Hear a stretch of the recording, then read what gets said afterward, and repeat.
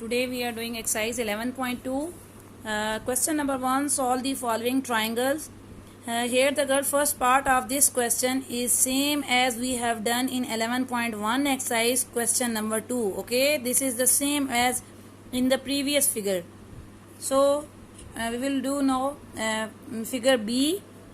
In figure B you have given side AC, side CB, side AB is to you have to find angle B is given, that is 90, angle A and angle C are missing.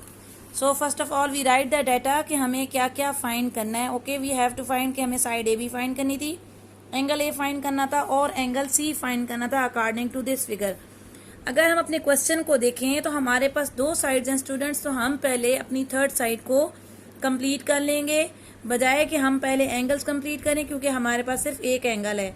सो इसलिए पहले एक angle है तो उसको नहीं करेंगे. Sides क्योंकि दो हैं तो उनको पहले करेंगे. साइड्स को करने के लिए हम क्या यूज करेंगे, जब भी राइट एंगल ट्राइंगल हो और उसमें पाइथागोरस थ्योरम यूज किया जाता है, फिगर के अकॉर्डिंग आप फिगर में से हाइपोटेन्यूज की वैल्यू लिख लेंगे. ये परपेंडिकुलर की वैल्यू है और बेस की वैल्यू ए भी मिसिंग है. तो अपने फार्मूले में सिंपली हाइपोटेन्यूज की वैल्यू पुट कर दी, ये हमने बेस की वैल्यू पुट कर दी, सॉरी परपेंडिकुलर की, और ये बेस की वैल्यू पुट कर दी. ठीक है, अब ये जो हमने हाइपोटेन्यूज की वैल्यू हमने लिखी है 4√3, जो हमारे पास वैल्यू आई हुई है हाइपोटेन्यूज की, इस वैल्यू में अगर हम देखें तो ये स्क्वायर दोनों के लिए, 4 के लिए भी है और √3 के लिए भी है. तो नेक्स्ट स्टेप में ये स्क्वायर 4 पे भी कर देंगे और √3 पे भी अलग कर देंगे.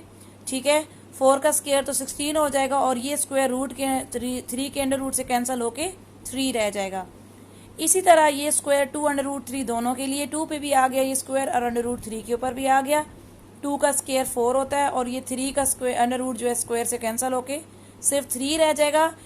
चूंकि ये दोनों आपस में मल्टीप्लाई हो रहे हैं इसीलिए इनके जो स्क्वायर लेके उनको भी आपस में प्रोडक्ट लेंगे, मल्टीप्लाई करेंगे और ए बी को एज इट इज लिख दिया. 16 3 48, 4 3 12. नेक्स्ट स्टेप में 12 को उधर ले जाएंगे, 48 में से 12 को माइनस करेंगे. 36 is equal to A B square. अब हमें सिर्फ ए बी फाइंड करना था, तो ये तो हमारे पास ए बी स्केयर की वैल्यू आ रही है, इसलिए हम क्या करेंगे, अब हम ये करेंगे कि हम इसका दोनों तरफ रूट ले लेंगे.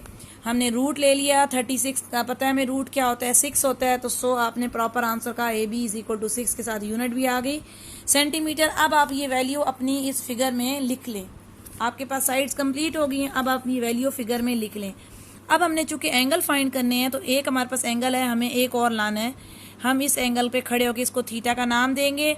सेम जैसे हमने एक्सरसाइज 11.1 में किया उसी तरह थीटा के अकॉर्डिंग आपने बताना है ये साइड आपकी क्या कहला रही है, ये बेस कहला रही है, क्योंकि 90 के अकॉर्डिंग ये वाली साइड हाइपोटेन्यूज है. दैट इज वाई थीटा जिन दो लाइन में बनता है उनमें से एक लाइन हाइपोटेन्यूज होती है और एक लाइन क्या होती है, बेस होती है. तो ये हाइपोटेन्यूज है, ये बेस है और डेफिनेटली ये सामने वाली लाइन क्या हो गई, परपेंडिकुलर. इस तरह आप ये लिख लें ताकि क्वेश्चन करने में आसानी हो. अब हम यहाँ पे खड़े हो गए, आपकी मर्जी है साइन कॉस टेन जो भी लें, हम साइन ही ले लेते हैं. ठीक है, साइन का फार्मूला क्या होता है हमारे पास, साइन का फार्मूला होता है साइन थीटा सम पीपल है. अब हमने ये कहना है साइन थीटा, फिगर में आपने थीटा के लिहाज से अपना परपेंडिकुलर देख लें. परपेंडिकुलर की वैल्यू है 2 अंडर रूट 3 और हाइपोटेन्यूज की वैल्यू है 4 अंडर रूट 3. तो ये यहाँ पर हम पुट कर देंगे. परपेंडिकुलर की वैल्यू है 2 अंडर रूट 3 और हाइपोटेन्यूज की वैल्यू है 4 अंडर रूट 3. ये रूट 3 से कैंसिल हो गया. इसके अलावा 2 और 4 की भी कटिंग हो रही है.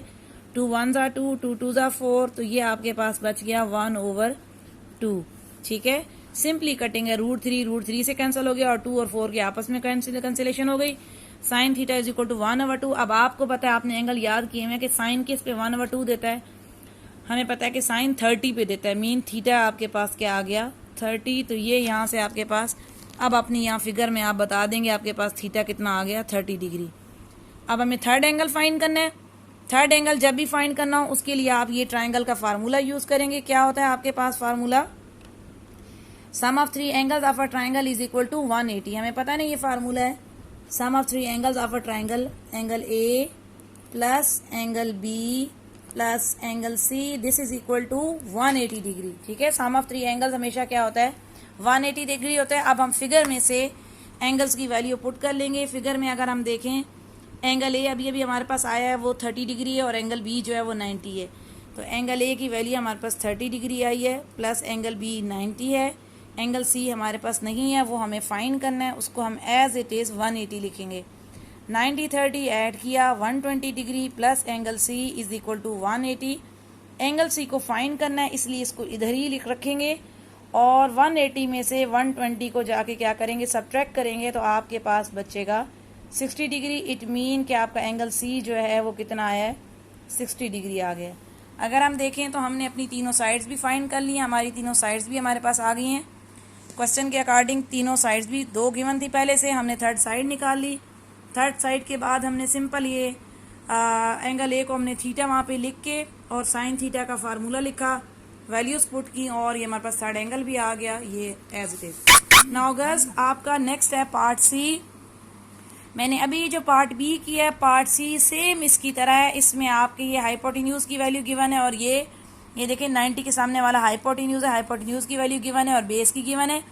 तो पहले आप परपेंडिकुलर की पाइथागोरस थ्योरम लगा के परपेंडिकुलर की वैल्यू फाइंड कर लेंगे, ओके।